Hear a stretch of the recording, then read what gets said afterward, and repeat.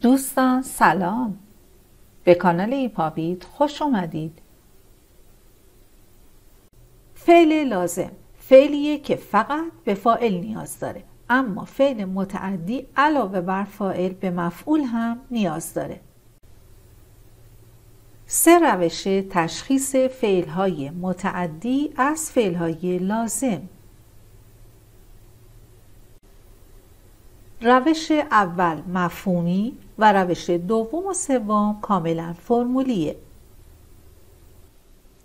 روش اول برای تشخیص فعل متعدی سوالی کردن فعل متعدی با کلمات چه کسی را، چه کسانی را، چه چیزی را و چه چیزهایی را هستش. مثل شاهدک الاستاذ فی الملعب الریاضی، استاد تو را در ورزشگاه دید. سوال میکنیم ماذا او من شاهد الاستاذ فی الملعب الریاضی؟ استاد چه کسی رو یا چه چیزی رو در ورزشگاه دید؟ پاسخش میشه تو که همون که هست. پس شاهده فعل متعدی هست.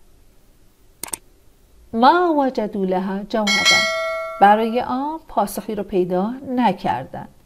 ماذا ما وجدوا لها، چه چیزی رو برش پیدا نکردن؟ پاسخش میشه جوابا. پس ما وجدوا یک فعل متعدی هست. روش دوم برای تشخیص فعل‌های متعدی از فعل‌های لازم این هست که انتهای فعل متعدی ما ضمیر مفعولی داشته باشیم. این 14 تا ضمیر به ضمایر مفعولی هم مشهور هستند. توجه کنید که این 14 تا ضمیر انتهای اسم، انتهای فعل و انتهای حرف قرار می‌گیرند.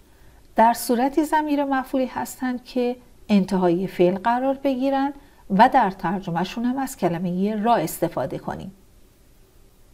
ه و ها ترجمهش میشه اش را یا او را. هما هم، هما و هنه ترجمهش ایشان را یا آنها را یا ایشان را. که و که ترجمهش میشه ات را یا تو را. کما کم، کما و کنه ترجمهشون میشه اتان را یا شما را. اما یه و نا 2 تا ضمیر مشترک بین فاعل و مفعول بودن هست. یه زمانی مفعول هست که قبلش حتما نون وقایه بیاد و ترجمهش هم بشه من را یا مرا. نا هم زمانی مفعول هست که ترجمهش بشه ما را. دوستان توجه کنید، اگر انتهای یه فعلی یکی از این ضمایر مفعولی بیاد حتما اون فعل متعدی هست. به این مثال ها توجه کنید. یخرجهم، یخرجو یه فعل مضارع هست، هم ضمیر مفعولیه، پس یخرجو فعل متعدیه. یخرجهم به معنای آنها را بیرون می آورد یا آنها را خارج می کند. یأخذها الناس لطبخها و تناولها، مردم آنها را برای پختن و خوردنشان میبرند. یأخذ فعل متعدی است چون ها ضمیر مفعولیه. هو انشأکم من الارض، او شما را از زمین ایجاد کرد، خلق کرد.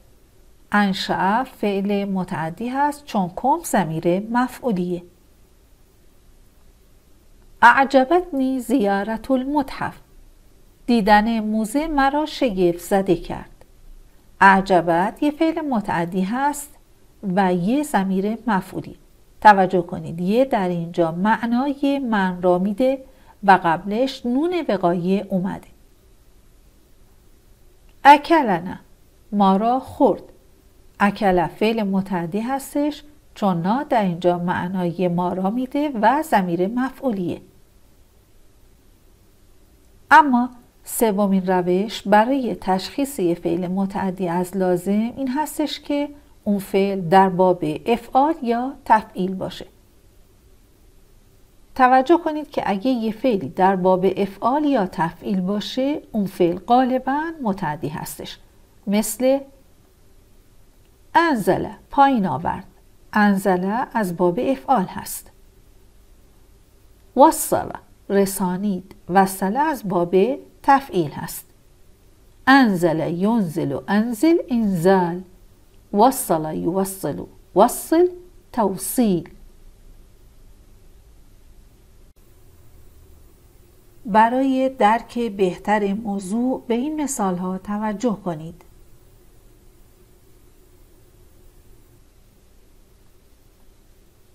رجع جوادون، جواد برگشت.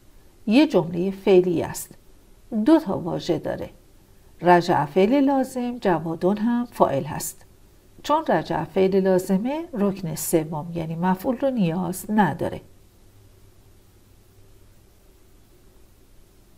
سیقطع النجار الخشب، نجار چوب را خواهد برید. یه جمله فعلی است، معناش کامله و 4 تا واژه داره. یقطع النجار و الخشب. ارکانش سیقطع فعل متعدی، النجار فاعل و الخشب مفعول هست.